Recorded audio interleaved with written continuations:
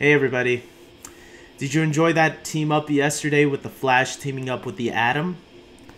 Well, get ready because now the Atom is teaming up with Arrow tonight.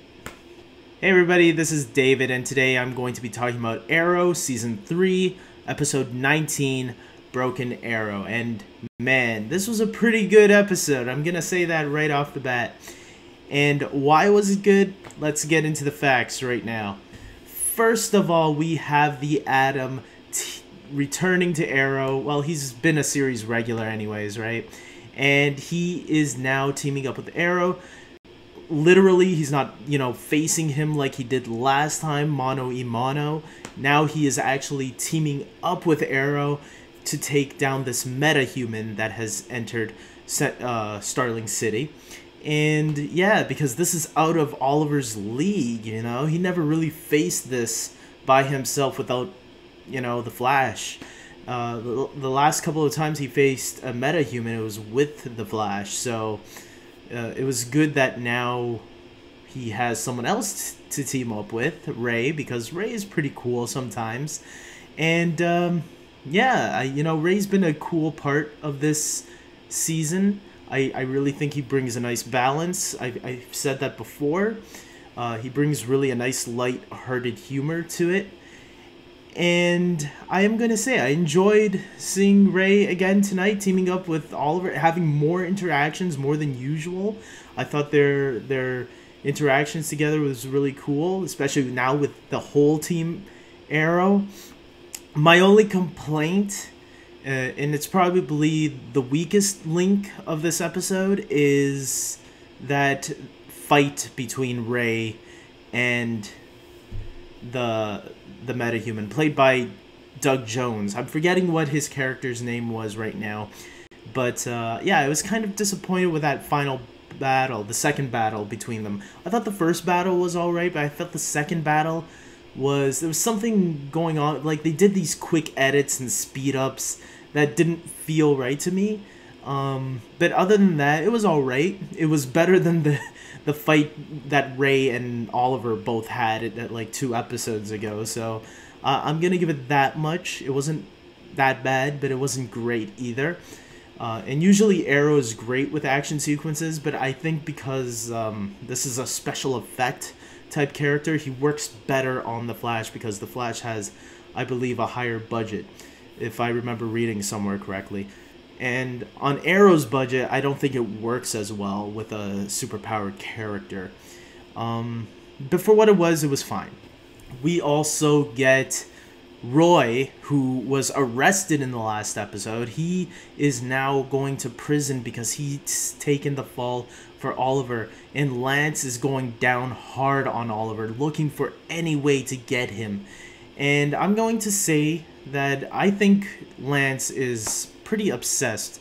I like that scene where that cop came and told Lance, look, you gotta let these obsessions go. It seems like you're going after this guy because of personal issues, and that's not the reason you should be going after him. You're either you have evidence on him or you don't. And I think, yeah, it is personal issues. We all know that most of this is because this was all set up because he found out that everybody knew about his daughter before he did. And now he's taking it out on Oliver, which I agree, I think it's unfair. I think that Lance should back off, and,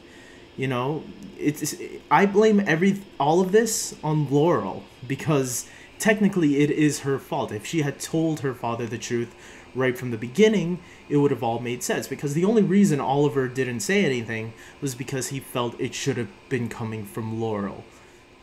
Everything that was going on with Roy in the episode was kind of a mixed bag for me, because I didn't know where they were going with it. And then when you see him having trouble in prison, that people wanted to kill him because they thought he was the Arrow, even though Roy's a small, skinny dude. He is nowhere as buff as Stephen Amell. I'm sorry, Colton Haynes, but that's just my opinion. And but it was cool seeing the trouble he had to go through in prison, and when they stabbed him, that caught me off guard. I kind of had a sense it was coming, because the way the series was going and the way Stephen Amell has been kind of promoting that someone would be leaving. We didn't all know exactly what he meant. We thought that meant someone was going to die. And at first, it made us think, holy cow, Roy's dead. And it kind of had me thinking, yeah, Roy's going to die. I kept saying to myself, the last couple of episodes, I think Roy's going to die. So they had me believing it. But then they pull a twist at the right towards the end that Roy had actually faked his death. And I thought that was brilliant on the writer's part.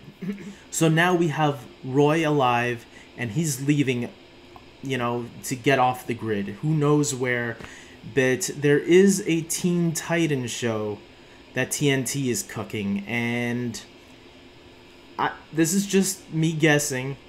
I have a feeling we're going to see Roy on this Teen Titans show. I don't know when Warner Brothers and Warner Brothers Television is going to announce this, but I have a feeling Roy is going to be on that show. Because, you know, Arsenal is part of the Teen Titans team, so it would make sense. And I have a feeling Warner Brothers wants to connect all these shows, you know. Even though Supergirl is on CBS, or, yeah, CBS, I think they want to connect Supergirl to Arrow and Flash. They want to create a TV universe. If the shows can't connect to the movies, let the shows connect to the shows. Give the fans what they want, you know. And I think if it does turn out to be true that Arsenal does become a member on Teen Titans, I think it's a brilliant move on Warner Brothers' part, because people that remember Roy on Arrow will see Teen Titans and will be like, okay, I'll check it out. I remember him from Arrow, so yeah, let's check it out. So there's already your established fan base, and it's perfect. And yeah, so that's, to me, I hope it happens. We'll see. And obviously we got a huge twist at the end here. We got Thea running into Ra's al Ghul, and Ra's al Ghul, you know, tells Thea, no, your brother's going to plead to me to become the next Ra's al Ghul. And you're wondering, okay, so how is he going to plead to him? And what happens? Ra's al Ghul kills Thea, smashes her to the ground, and stabs her. Wow. Okay, two deaths in one episode. One was fake, though. The other one was real. Mind blown. I'm telling you, it was like, I didn't see that last one coming, because I knew Roy was coming, but I didn't see Thea was coming. It's like, that was the trick. That was their blindfold. They wanted us to keep distracted on Roy, and then it turned out to be Thea that was the one that was actually going to be killed. Wow. And yeah, I'm going to say I enjoyed this episode, guys. I thought it was really fun, really good. Really, you know, it was really good twists there at the end, for sure, that I didn't see coming, that I like when I don't see things coming. And even though I did see the Roy being killed, they flipped it on me, and it turned out to be something else entirely, which I really enjoyed. You know, if the Teen Titans thing doesn't work out, we could always see Roy back on the show again one day. He's still alive out there one day, so he could come back. It is very possible. Thea's dead, but judging from the previews, it looks like we're gonna get something we've been hoping for ever since Oliver was stabbed, you know, in the mid-season finale. So I'm very excited for next week. I'm gonna tell you that much. Ra's al Ghul, man, this guy's a tough bugger. He's definitely stepping up his game, and he's doing everything he can to get Oliver to become the next Ra's al Ghul. Man, I can't wait. I really enjoyed this episode. I am giving this an 8 out of 10. It was really good. Not great, but really good. There were some minor, you know, complaints there, like the Ray battle at the end.